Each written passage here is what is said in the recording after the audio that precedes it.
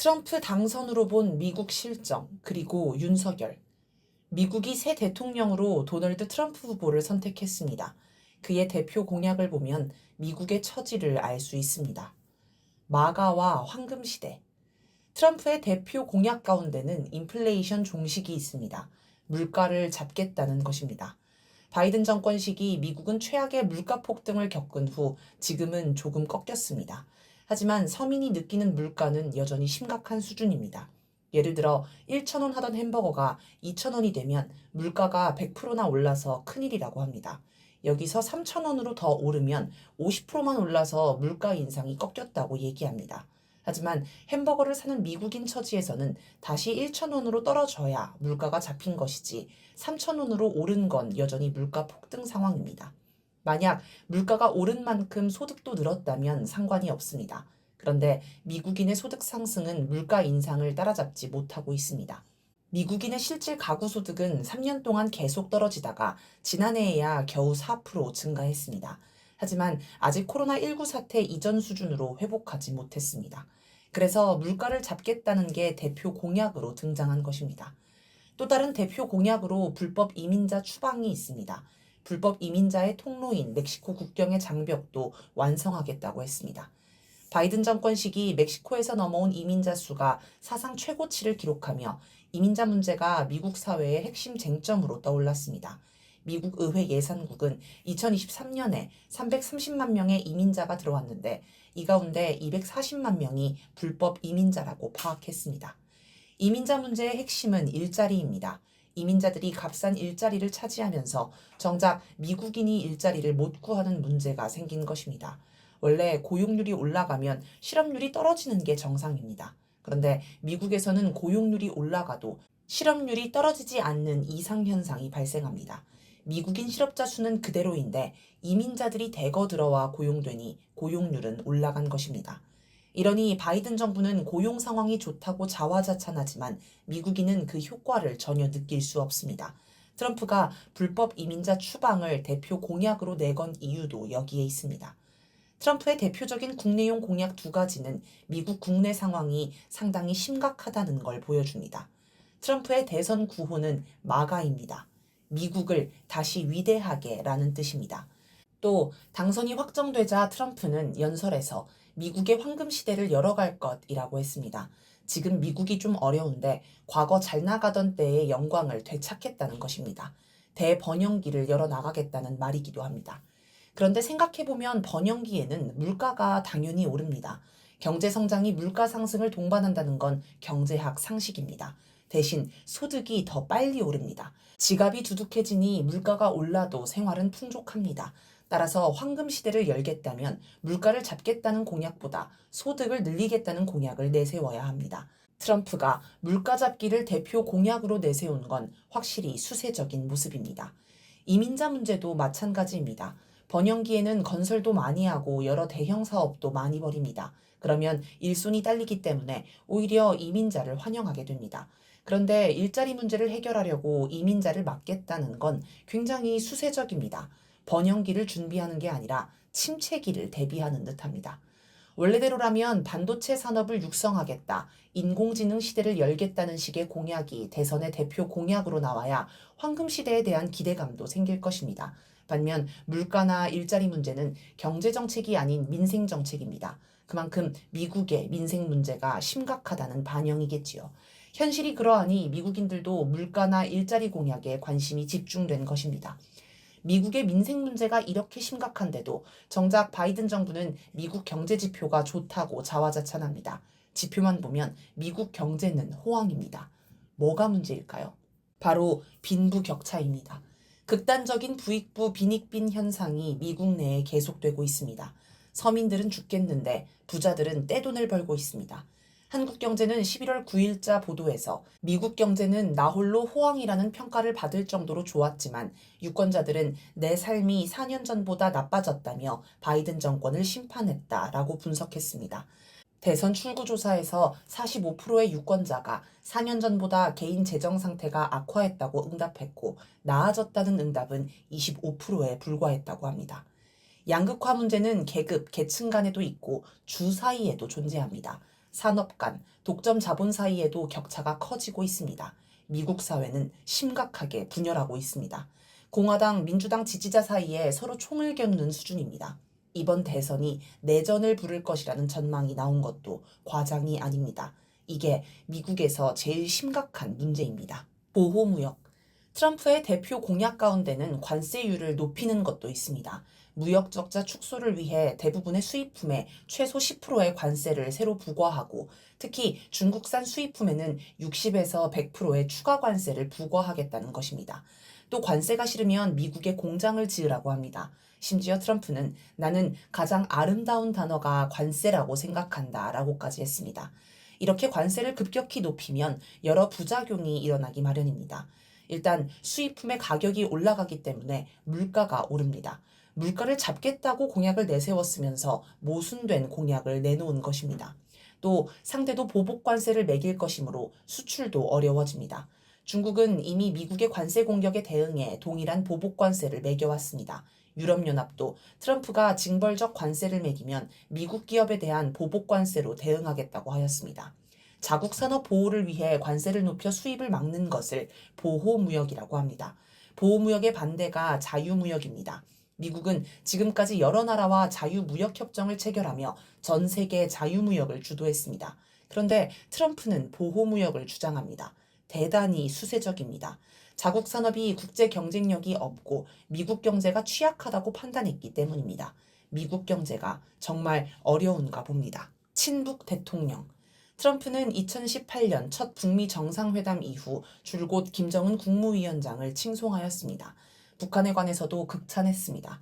한국인이었다면 아마 국가보안법 위반으로 감옥에 갈 정도로 고무 찬양을 했습니다. 대표적인 몇 가지 발언을 보면 이렇습니다. 매우 영리한 사람이자 위대한 협상가, 아주 전략적인 사람, 정말 현명하다. 굉장히 재능이 있는 사람, 위대한 인격에 매우 똑똑하다. 좋은 조합, 자신의 조국을 매우 사랑한다. 자기 국민을 위해 협상하고 있다. 노련하고 술수가 뛰어나며 매우 현명하다. 명석하고 비밀스럽지만 인간적으로 괜찮은 사람, 훌륭한 인격을 지닌 사람, 함께하게 돼 영광이었다. 터프한 남자이자 스마트한 남자, 매우 영리하고 강하며 절대적인 지도자. 또 자신이 김정은 국무위원장과 사이가 좋다는 것을 과시해왔습니다.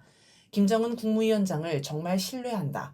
나는 김정은 국무위원장과 사랑에 빠졌다. 나는 김정은 국무위원장과 좋은 에너지를 가지고 있다. 궁합이 좋다. 김정은 국무위원장한테 특별한 편지를 받았다.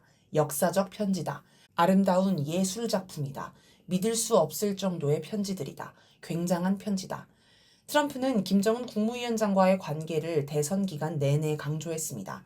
경선 시기에는 연설마다 매번 이를 언급하였고 유세 현장에 설치된 대형 화면에 판문점에서 김정은 국무위원장과 악수하는 장면을 한참 틀어놓았습니다. 우리는 편하고 좋은 관계. 나는 북한 김정은 국무위원장과 잘 지냈었다. 나는 핵무기를 가진 김정은 국무위원장과도 매우 좋은 관계. 나는 김정은 국무위원장과 정말 잘 지냈고 그래서 미국이 안전할 수 있었다. 백악관으로 돌아가면 나는 김정은 국무위원장과 잘 지낼 것이다. 김정은 국무위원장 역시 내가 돌아오기를 바랄 것이고 나를 그리워할 것으로 생각한다.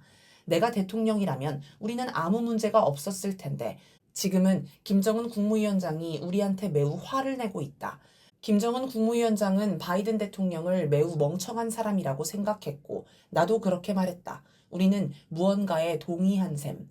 트럼프는 북한에 대해서도 엄청난 경제적 잠재력이 있는 나라라는 등 긍정적으로 이야기합니다. 트럼프가 대선 때 이런 이야기를 자주 한 이유는 분명합니다. 이게 미국 유권자에게 먹히기 때문입니다. 또 북한의 핵미사일이 미국 본토에 날아오지 않도록 막아야 하므로 북한을 자극하지 않고 거꾸로 아양을 떨어야 하는 처지임을 보여줍니다. 반면 카멀라 해리스 후보는 북한을 두고 잔인한 독재와 만연한 인권 침해, 평화와 안정을 위협하는 불법 무기 프로그램이 있다라며 반북적 시각을 드러냈습니다. 전문가들은 해리스가 집권하면 바이든 정부의 대북 적대 정책을 거의 그대로 따를 것으로 전망했습니다. 대북 정책을 기준으로 보면 트럼프는 친북 후보, 해리스는 반북 후보인 셈입니다. 미국은 친북 후보를 대통령으로 선택했습니다. 24시간 안에 전쟁 종료. 트럼프는 자기가 당선되면 취임을 기다리지 않고 24시간 안에 우크라이나 전쟁을 끝내겠다고 했습니다. 우크라이나 전쟁에 지쳐가던 미국이 딱 원하는 내용이었습니다. 우크라이나 전쟁 종식을 주장한 트럼프의 당선은 유럽의 분위기와도 비슷합니다. 지금 유럽에서는 우크라이나를 적극적으로 지원하고 테러 제재에 동참한 여러 나라 정부가 위기에 빠지고 러시아와 협력을 주장하는 정당들이 인기를 얻고 있습니다.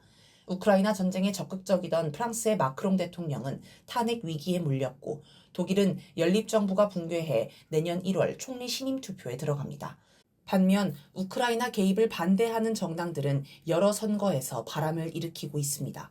트럼프가 북한의 눈치를 보고 러시아의 눈치를 보는 모습은 상당히 수세적입니다. 미국 패권이 급격히 약해지기 때문에 나타나는 방어적인 모습입니다. 그리고 미국은 이런 트럼프를 선택했습니다. 난감한 윤석열. 미국의 좌지우지되는 한국의 처지에서 미국의 친북 대통령이 등장한 건 매우 의미심장합니다. 지난 7월 23일 북한이 미국 대선과 관련해 처음으로 입장을 내놨습니다. 트럼프가 대선에 북한을 계속 끌어들이자 조선중앙통신이 논평을 발표한 것입니다. 논평은 트럼프가 대통령으로 있을 때 수뇌들 사이의 개인적 친분 관계를 내세우면서 국가 간 관계들에도 반영하려고 한 것은 사실이지만 실질적인 긍정적 변화는 가져오지 못하였다.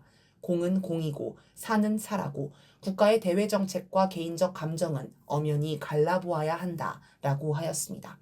트럼프가 이 논평을 보고 어떤 기분이 들었을까요? 아마 뛸 듯이 기뻤을 것입니다.